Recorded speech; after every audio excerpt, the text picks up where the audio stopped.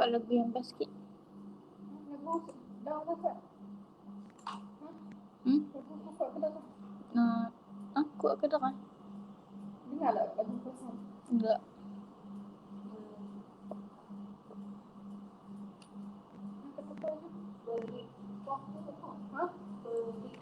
Beritikaf. Itikaf. Itikaf ni itikaf kat masjid lah. Macam itikaf kat masjid tu. Sabar dia.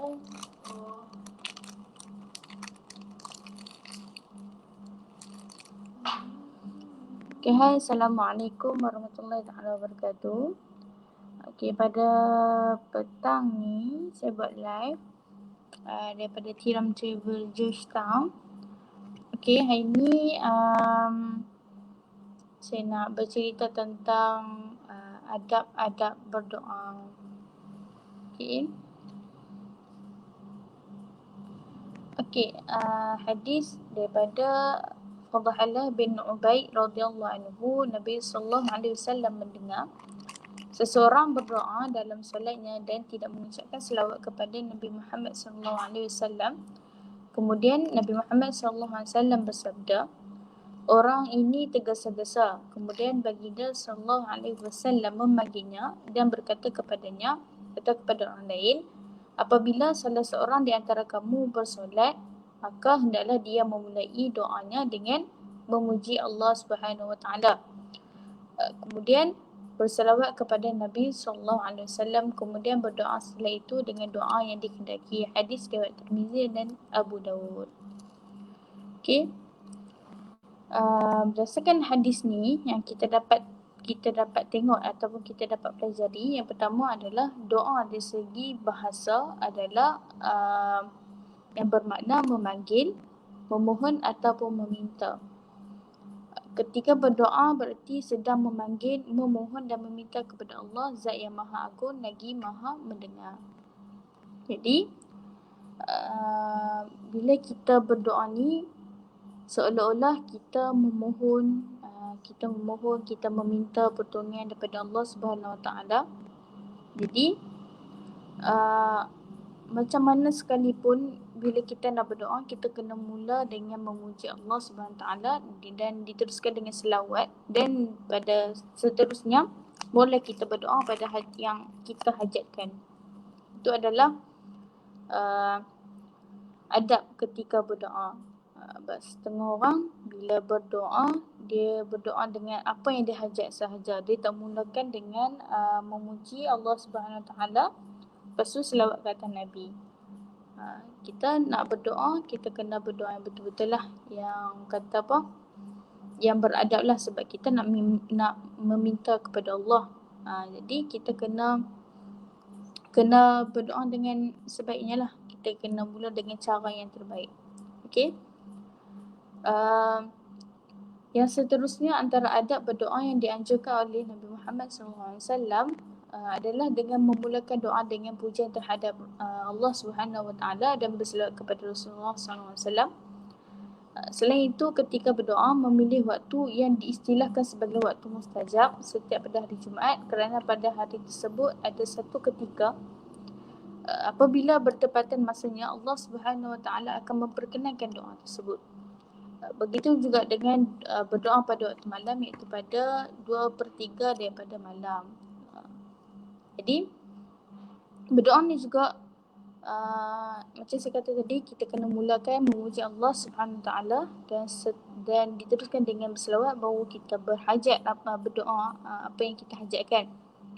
Dan berdoa ni juga ada ketikanya kita pilih waktu solat yang kata apa, mustajab doanya. Contoh macam hari ni, hari Jumaat.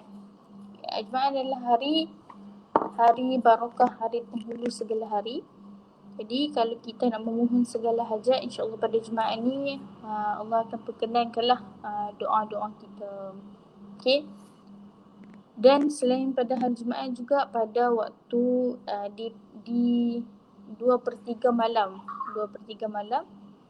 kita berdoa, kita memohon ampun, kita memohon hajat kepada Allah Subhanahu Wa Taala pada waktu itu, pada ketika itu tak ada siapa pun yang bangun, tak ada siapa pun ada dekat kita, hanya kita dengan Allah Subhanahu Wa Taala. Jadi pada waktu tu nak mohon apa-apa sahaja pun,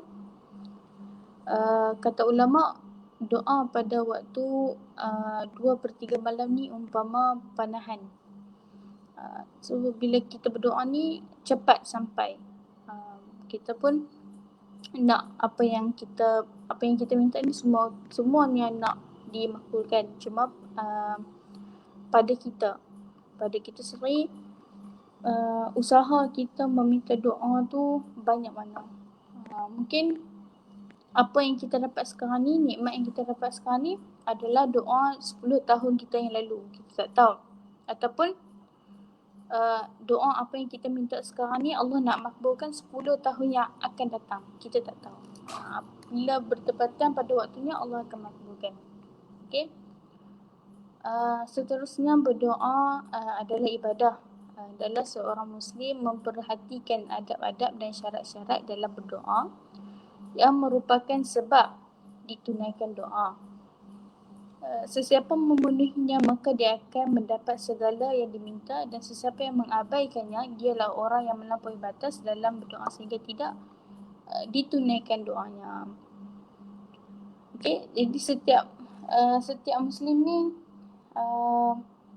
kata apa, perlulah kita memperhatikan baik-baik doa kita, adab-adab kita ketika berdoa, sama ada kata apa, ikut pada syarat ataupun taklah. Kalau kita berdoa ni, kita nak semua perkara tu dengan takut sebenarnya. Benda. Takut bukan benda.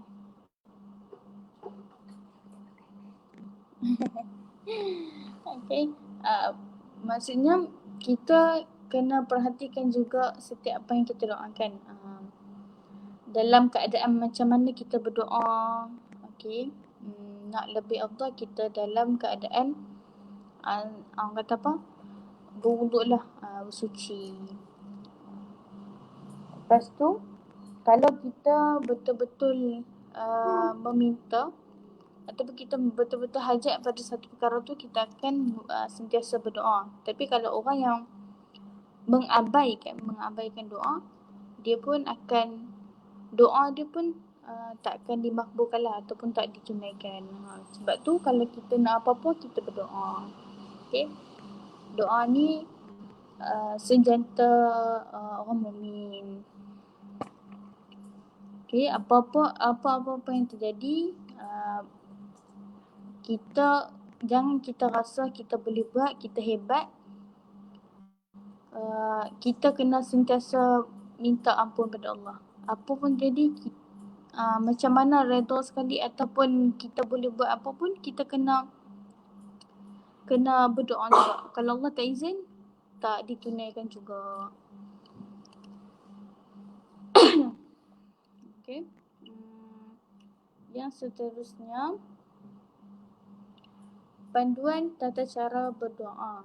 Okay. Yang pertama, angkat tangan ke paras dada.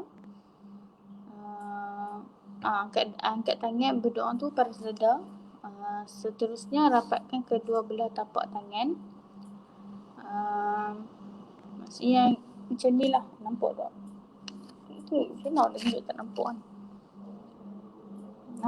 Azan.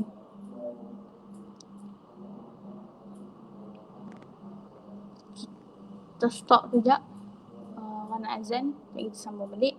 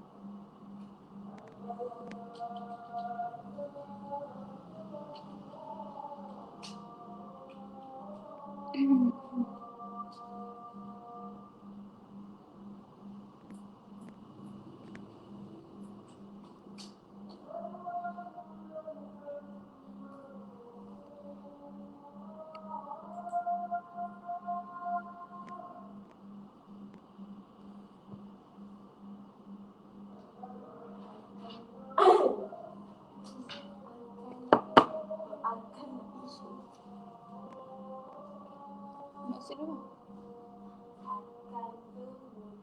Akan. Arkan.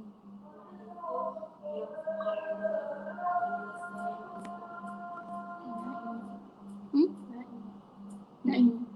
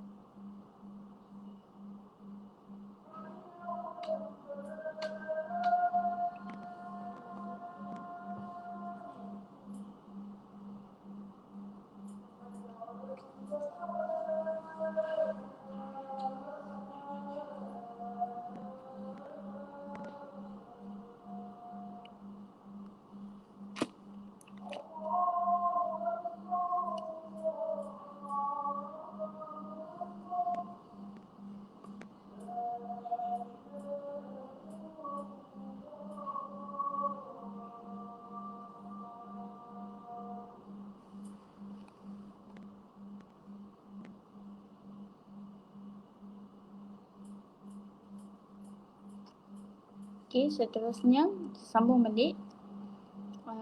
Apabila urat tangan bertemu, ia akan menjadi huruf ba. Titik ba terletak di hati kita. Maksudnya bila kita rapatkan, dia akan jadi satu huruf ba lah.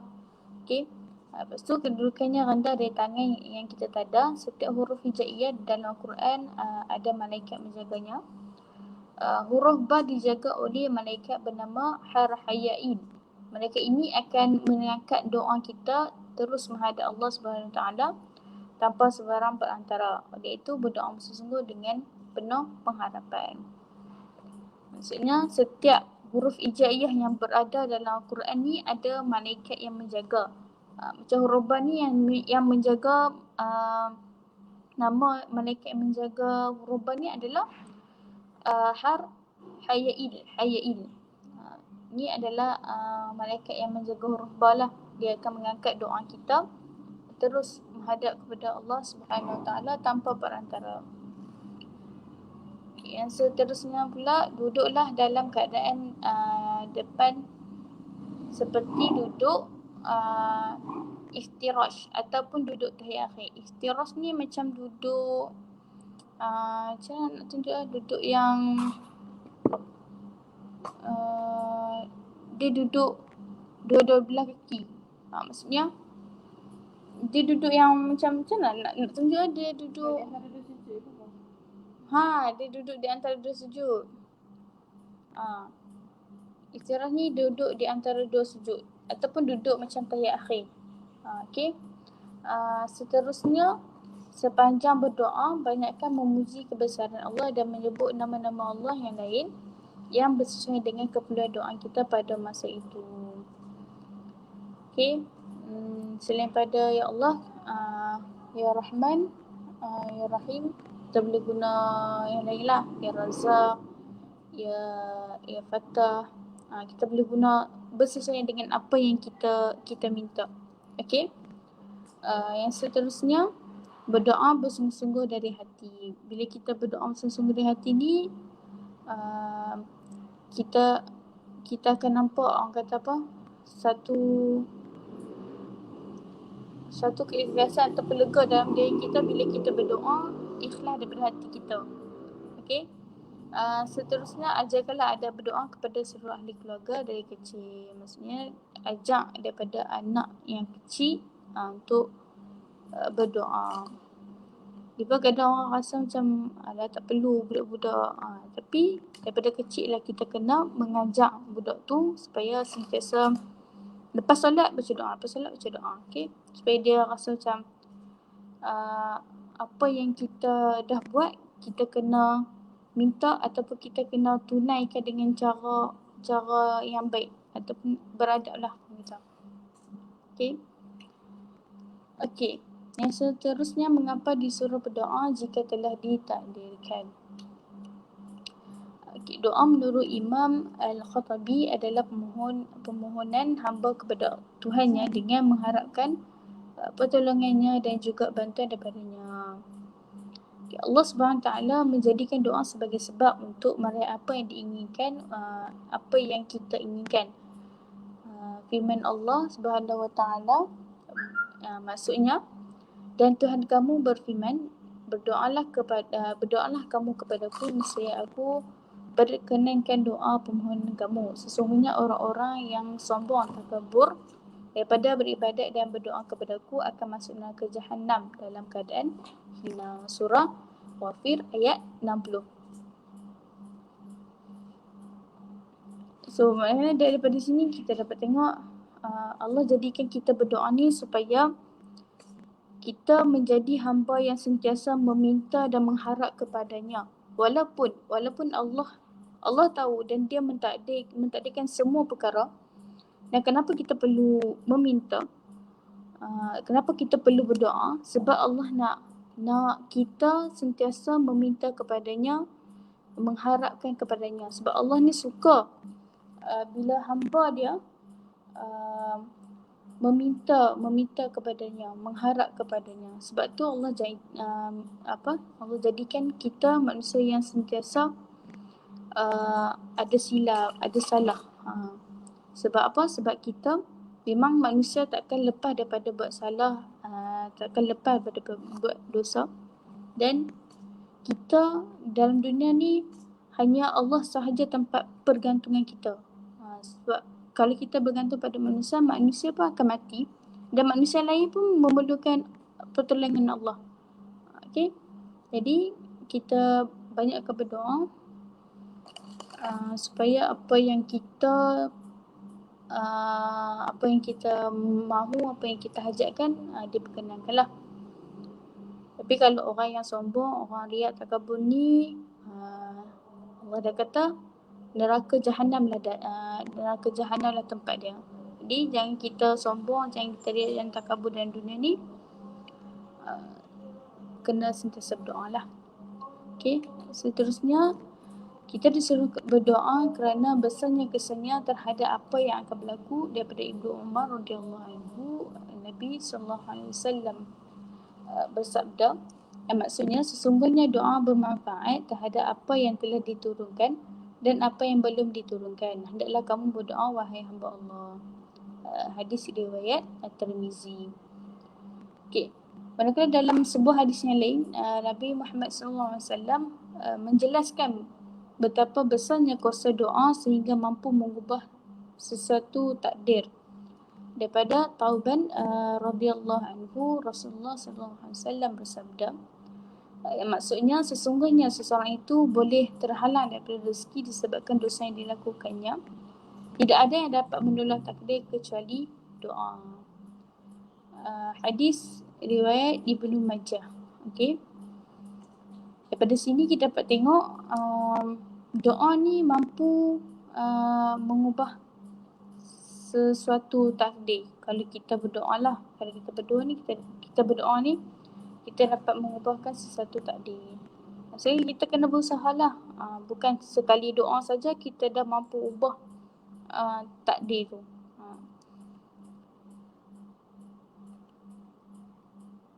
Okay. Daripada sini kesimpulan dia, daripada nas dan juga kenyataan di atas yang saya baca tadi, bahawa doa yang berperanan dalam meraih sesuatu yang diinginkan oleh seseorang. Allah Subhanahu Taala telah menjadikan doa sebagai sebab dalam meraih kemampuan dan rahmat daripadanya. Begitu juga dalam memohon petunjuk, pertolongan dan juga rezeki daripadanya. Apa-apa pun kita kena sentiasa berdoa. Walau bagaimana keadaan kita pun kena sentiasa meminta kepada Allah Subhanahu Taala. Susah atau senang, sakit ataupun tak sakit, macam mana keadaan pun kita kena minta tolong kepada Allah. Okay. Allah alam, setakat itu saja. Assalamualaikum warahmatullahi wabarakatuh. Kita jumpa lagi di live yang akan datang lah. InsyaAllah pada live esok yang akan datang lah. Okay. Allah alam. Assalamualaikum warahmatullahi wabarakatuh. Tak tekan.